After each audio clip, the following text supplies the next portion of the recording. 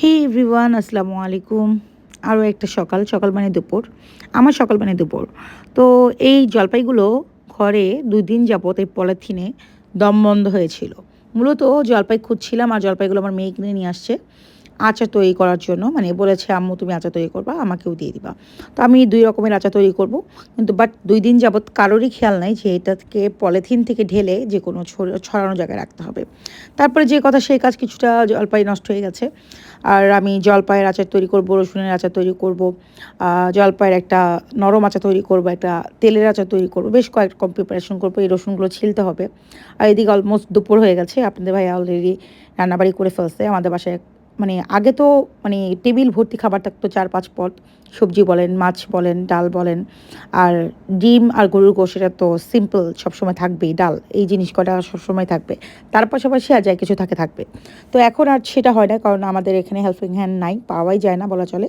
আপনাদের ভাই অলরেডি ডাল ভাত শাকভাজি এগুলো করে রেখেছে। আমি দেখলাম খুব শর্টকাটে আমরা ডিমটা রান্না করি। আর ডিম আমাদের বাসায় ছোটো বড়ো সবাই পছন্দ করে, বাসার বাচ্চা থেকে শুরু করে সবাই। তো সিম্পলি আমরা হচ্ছে ডিমটাকে একটু রান্না করছিলাম, একটু সিম্পল বাট একটু অন্যরকমভাবে, যেন এক তরকারি দিয়ে আর কি খাওয়াটা শেষ করে দেওয়া যায় দুপুরবেলা। রাতের চিন্তা রাতে করা যাবে। আর আমরা আসলে সবাই কম বেশি আসলে খাওয়ার মতো মুড নাই। আমার শরীরটা এত খারাপ, কেন জানি কোনোভাবেই সুস্থ হতে পারতেছি না। একের পর এক লাগাতার অসুখ, অ্যান্টিবায়োটিক খেতে খেতে শরীরটা প্রচণ্ড উইক হয়ে গেছে। ওয়েট লস করতে পারছি না। থাইরয়েড একটা বাজে অসুখ। থাইরয়েডের কারণে কোনোভাবে ওয়েট লস করতে পারছি না। শরীরের ওজন কমছে, বাট টামির মানে যে ফ্যাটটা, এটা কোনোভাবেই কাট করতে পারছি না। কী যে করি মানে বুঝতে পারছি না। কারোর কাছে কোনো গুড ওয়ে থাকলে অবশ্যই জানাবেন। তবে আমি ওয়ার্কআউট করতে পারি না। ওয়ার্কআউট করতে গেলে প্রচণ্ড হাঁপিয়ে যাই। এই তো তারপরে দেখলাম যে না, প্রায় অনেকটা সময় হয়ে গেছে। আর এদিকে কারেন্ট ছিল না আমাদের বাসায় আজকে। সকাল থেকে এই এলাকায় কোনো কারেন্ট নাই। রাত পর্যন্ত নাকি কারেন্ট থাকবে না। কী সমস্যা, কারেন্টের সমস্যা, পানির সমস্যা, এই সমস্যা সেই সমস্যা, জিনিসপত্রের আগুন বরাবর দাম। কী করব আসলে, মানে কী যে হচ্ছে, কী যে হবে ভবিষ্যতে বুঝে উঠতে পারতেছি না। অনেক ভাবি যে না, আর চিন্তা করে কী হবে, যা আছে কপালে তাই হবে। আসলে তো তাই হবে। তাকদিরে যা আছে তাই তো হবে, তাই না? এটাই সত্যি। কিন্তু আসলে এভাবে কি চলা যায়? মানে এত বেশি আপস অ্যান্ড ডাউন করে আসলে চলা অসম্ভব। মানে জীবনটা ছিল কি আর হয়ে গেল কি? আর কবে এটা পরিবর্তন হবে আল্লাহ মালিক ছাড়া আর কেউ জানে না। তবে এত বেশি বাজে অবস্থা, নট অনলি আমি, আমার চাইতেও অনেক খারাপ অবস্থায় অনেক মানুষ আছে আমি জানি। তারপরেও মানে সবার জন্যই অনেক অনেক দোয়া করি যে আল্লাহ যেন আমাদের একটু ভালো দিনের মুখ দেখায়। সারাটা দেশ ভালো নাই, সারাটা দেশের মানুষের অবস্থা ভালো না। নিম্নবিত্ত মানুষরা বাজারে ঘাট করে খেতেই পারছে না, মধ্যবিত্তরা হিমশিম খাচ্ছে। আর যারা আসলে অনেক বেশি চাঁদাবাজি করছে, কিংবা লুটপাট করে খাচ্ছে, কিংবা লুটপাট করে আমাদেরকে নিঃস্ব করে দিয়েছে, তাদের বিষয়টা ডিফারেন্স। তারা এই মুহূর্তে বাড়িঘর কিনছে, অনেক কিছু করছে, অনেক আমোদ আহ্লাদ করছে। আমরাও কম যাই না, আমরা সবসময় আমোদ আহ্লাদই করি। এতেই চোখ লেগে গেছিলো মানুষের আর কি। হোয়াট এভার, আল্লাহ কপালে রেখেছে হয়েছে, আবার চাইলে সব কিছু ঠিক হয়ে যাবে বলেই আশা রাখছি। দৃঢ় বিশ্বাস আল্লাহর উপরে, ইনশাআল্লাহ সব কিছু ঠিক হয়ে যাবে।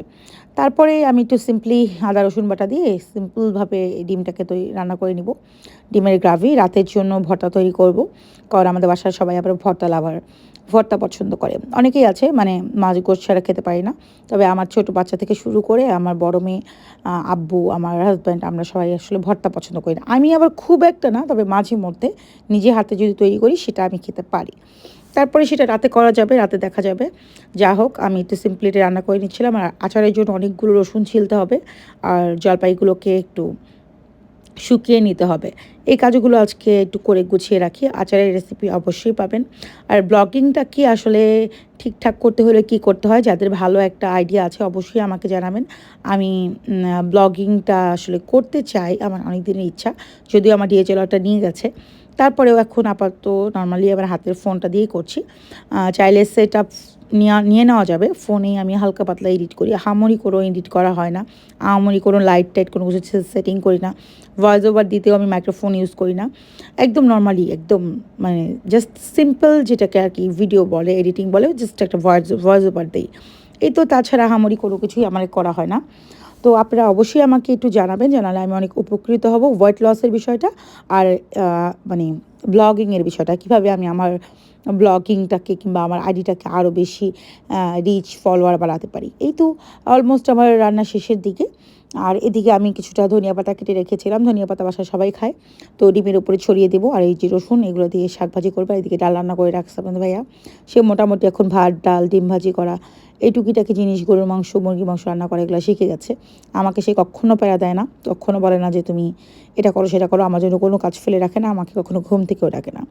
মানে যাই হোক, ওভারঅল গড ব্লেসড। বললাম তো, অনেক মানুষ সমাজে তো অনেক খারাপ অবস্থায় আছে, অনেক কিছুই আল্লাহর দেওয়া নিয়ামত, শুধু টাকা পয়সাই না, টাকা পয়সার পাশাপাশি মানে সুসন্তান কিংবা ভালো হাজব্যান্ড এটাও কিন্তু আল্লাহ দেওয়া অনেক বড় নিয়ামত। ইভেন আমাদের ভাই বোনের বন্ডিং সব কিছু, মানে ফ্যামিলি বন্ডিং, এটা অনেক বড় নিয়ামত। তো যাই হোক, ভালো মন্দ সব মিলে ঝিলেই থাকবে অনেক কিছু। তো সবার মধ্যে সব ভালো গুণ খোঁজা সম্ভব না, সবার মধ্যে সব ভালো গুণ থাকবে না। আর এই যে শেষে একটুখানি ছড়িয়ে দিলাম আচারের তেল, এটাতেই আর কি আমাদের এই ডিমের এই ঝোলটা, গ্রাভিটা অনেক মানে সুস্বাদু হয়ে যাবে। খুব সিম্পল ওয়েতে রান্না করা হয়ে গেল। শেষে সামান্য একটু ধনিয়া পাতা আর হচ্ছে এই তেলটা। এই তো এখন বিকাল হয়েই আসছে অলমোস্ট। আমি রসুনগুলোকে ছিলছিলাম। আর এদিকে আপনাদের ভাইয়া আমাকে বলছিল তুমি একটু খেয়ে নাও, কারণ সকালে আমি কিছুই খাইনি, শুধু থাইরয়েডের ওষুধ ছাড়া। দেন সে আমাকে খাওয়াতে বসে গেল, সে আমাকে খাইয়ে দিচ্ছিল আর আমি তো কাজ করছিলাম। ভালো থাকবেন সবাই, আল্লাহ হাফিজ।